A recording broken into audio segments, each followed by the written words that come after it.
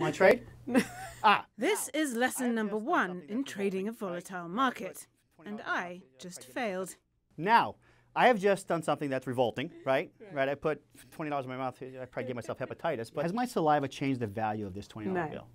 Doug Hirschhorn is a former sports psychologist who spent the last 2 decades coaching Wall Street traders to put their opinions and emotions aside.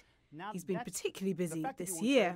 So what's the number one thing that you tell people about how to survive in this volatile market? Write down your game plans before you put a trade on. Know why you're putting a trade on. And then when the trade starts to move and becomes volatile, you ask yourself this one simple question. Is my reason for doing this trade still intact?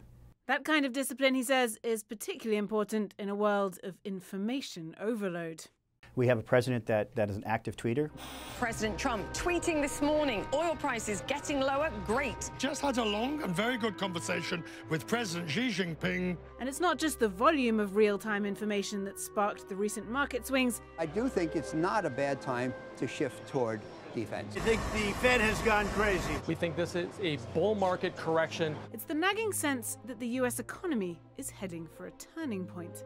The Fed, of course, is raising rates, trying to cool down the market. Usually when we get unemployment this low, we do get a recession within the next 2 or 3 years. And yet, despite those alarm bells, experts say this is not the time to overreact.